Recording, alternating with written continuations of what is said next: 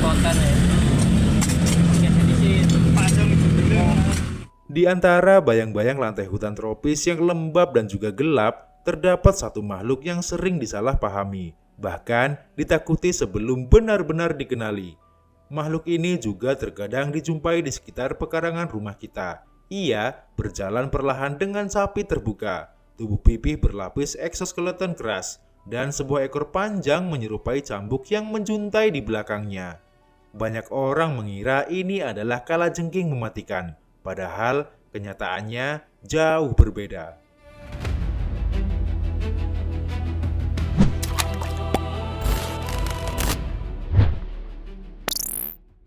Inilah ketonggeng, atau yang dikenal secara global sebagai whip scorpion dan Phainigron. Sebuah arachnida unik yang lebih mengandalkan strategi kimia dan adaptasi evolusi daripada sengatan berbisa. Kehadirannya adalah bukti betapa kompleks dan menariknya dunia makhluk kecil yang sering luput dari perhatian manusia. Secara ilmiah, ketonggeng termasuk dalam ordo Europygi, yang dalam klasifikasi modern juga dikenal sebagai Celifonaida. Mereka masih satu kelas dengan laba-laba dan juga kalajengking, yaitu Arachnida. Namun, ketonggeng ini memiliki ciri khas yang membedakannya secara jelas. Nama Phainigron sendiri berasal dari kemampuan uniknya menyemprotkan cairan asam asetat yang berbau tajam seperti cuka sebagai mekanisme pertahanan diri. Sementara itu, istilah web scorpion merujuk pada bentuk tubuhnya yang menyerupai kalajengking, dengan tambahan ekor panjang seperti cambuk, yang sebenarnya tidak berfungsi sebagai alat menyengat. Ketonggeng dapat ditemukan di berbagai wilayah tropis dan subtropis di dunia, mulai dari Asia Tenggara, Amerika Tengah, Amerika Selatan, hingga bagian selatan Amerika Utara. Hewan ini hidup di lingkungan yang lembab, seperti hutan hujan, bawah batu, serasah daun, atau liang tanah yang mereka gali sendiri. Kelembaban tinggi sangat penting bagi kelangsungan hidup ketonggeng karena membantu menjaga keseimbangan cairan tubuh serta mendukung aktivitas berburu. Ketonggeng bersifat nokturnal, yaitu aktif pada malam hari, untuk menghindari predator sekaligus mengurangi resiko kehilangan cairan akibat suhu panas. Struktur tubuhnya yang pipih memungkinkan ketonggeng bersembunyi di celah-celah sempit, seperti di bawah batu atau kulit kayu. Tempat-tempat tersebut tidak hanya memberikan perlindungan dari ancaman luar, tetapi juga menjadi lokasi strategis untuk berburu mangsa. Dari segi ukuran, ketonggeng bervariasi tergantung spesiesnya, tetapi umumnya memiliki panjang tubuh sekitar 3 hingga 8 cm. Belum termasuk ekor cambuknya yang bisa menambah panjang total hingga hampir 2 kali lipat. Warna tubuhnya biasanya gelap, berkisar dari coklat tua hingga hitam pekat, yang membantu mereka berkamuflase di lingkungan hutan. Beberapa spesies memiliki tekstur tubuh yang kasar dan bersegmen jelas, memberikan perlindungan tambahan dari predator serta memperkuat kesan seram yang sering membuat manusia salah paham.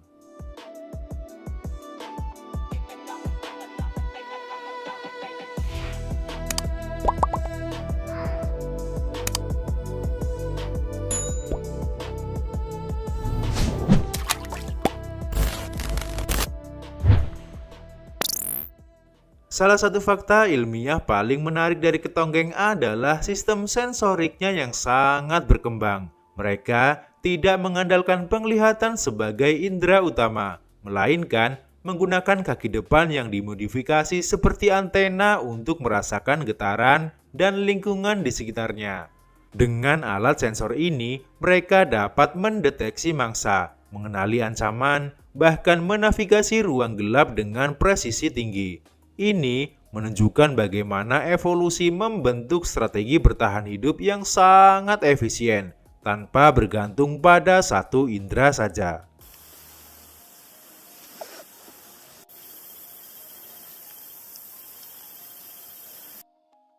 Dalam hal berburu, ketonggeng adalah predator oportunistik yang memakan berbagai hewan kecil seperti serangga, jangkrik, rayap, kecoak, bahkan sesama arachnida yang lebih kecil.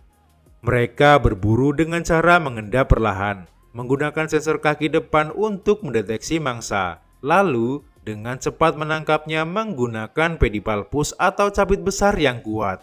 Setelah mangsa tertangkap, ketonggeng akan menghancurkan tubuhnya dan mengeluarkan enzim pencernaan untuk melarutkan jaringan lunak sebelum mengisapnya.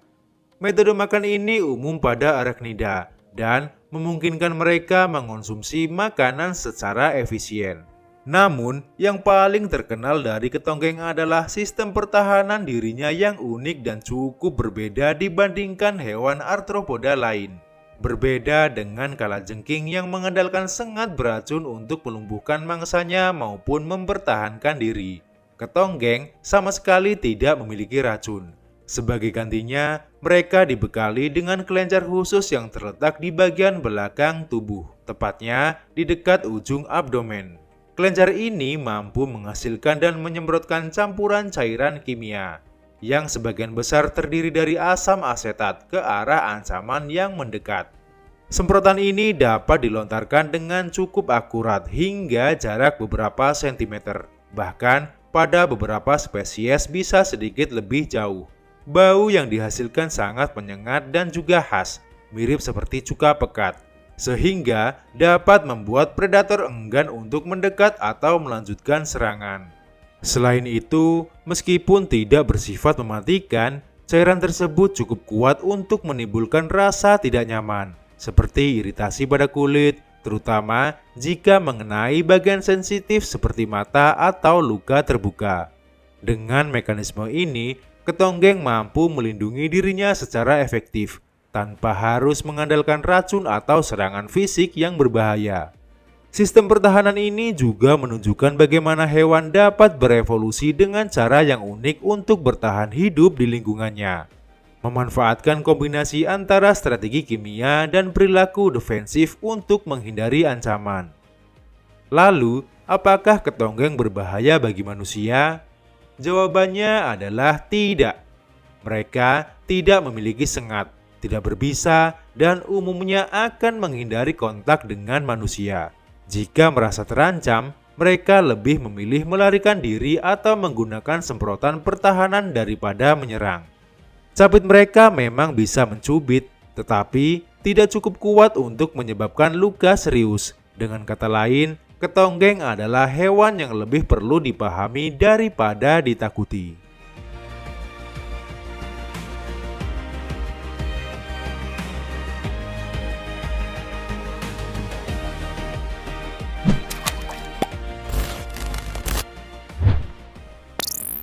Siklus hidup ketonggeng juga cukup menarik dibandingkan hewan lain pada umumnya. Pada masa reproduksi, proses perkawinan biasanya melibatkan transfer spermatofor yang ditempatkan di tanah oleh jantan, kemudian diambil oleh betina. Saat musim bertelur, kemudian betina akan membawa telur-telurnya dalam kantung khusus di bawah tubuhnya hingga menetas. Setelah menetas, anak-anak ketonggeng akan naik ke punggung induknya dan tetap di sana untuk beberapa waktu hingga cukup kuat untuk mandiri. Perilaku ini menunjukkan bentuk perawatan induk yang jarang ditemukan pada banyak invertebrata lain. Seiring pertumbuhan, mereka akan mengalami beberapa kali pergantian kulit sebelum mencapai tahap dewasa. Dalam ekosistem, ketonggeng memiliki peran penting sebagai pengendali populasi serangga. Dengan memangsa berbagai hama kecil, mereka membantu menjaga keseimbangan lingkungan secara alami. Kehadiran mereka menjadi indikator bahwa suatu habitat masih cukup sehat dan mendukung kehidupan berbagai organisme. Tanpa predator seperti ketonggeng, populasi serangga tertentu bisa meningkat tidak terkendali dan mengganggu keseimbangan ekosistem. Cara hidup ketonggeng mencerminkan strategi bertahan yang penuh kehati-hatian. Mereka lebih suka bersembunyi di siang hari, menjaga energi, dan keluar hanya saat kondisi aman untuk berburu. Mereka tidak agresif, tidak teritorial secara ekstrim, dan cenderung menghindari konflik. Semua ini menunjukkan bahwa kekuatan mereka bukan terletak pada serangan, tetapi pada adaptasi, kepekaan, dan efisiensi.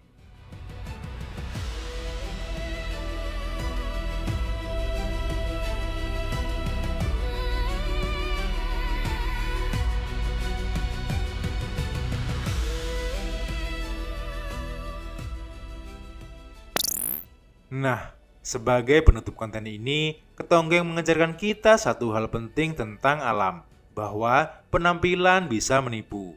Makhluk yang tampak menakutkan belum tentu berbahaya, dan yang terlihat sederhana bisa memiliki mekanisme hidup yang sangat kompleks. Dalam dunia yang semakin kehilangan keanekaragaman hayati, memahami dan menghargai makhluk seperti Ketonggeng menjadi langkah kecil namun berarti untuk menjaga keseimbangan alam.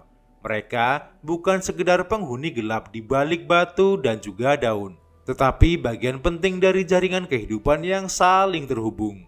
Dengan mengenali mereka lebih dalam, kita tidak hanya belajar tentang satu spesies, tetapi juga tentang harmoni alam yang lebih luas dan peran kita di dalamnya. Lebih dari itu, keberadaan Ketonggeng juga mengingatkan kita bahwa setiap makhluk hidup, sekecil dan sesederhana apapun, memiliki fungsi ekologis yang tidak bisa diabaikan. Mereka berperan dalam mengendalikan populasi serangga kecil dan organisme lain di sekitarnya, sehingga membantu menjaga keseimbangan ekosistem secara alami. Jika satu bagian kecil dari rantai ini hilang, dampaknya bisa merambat ke berbagai aspek lingkungan lainnya.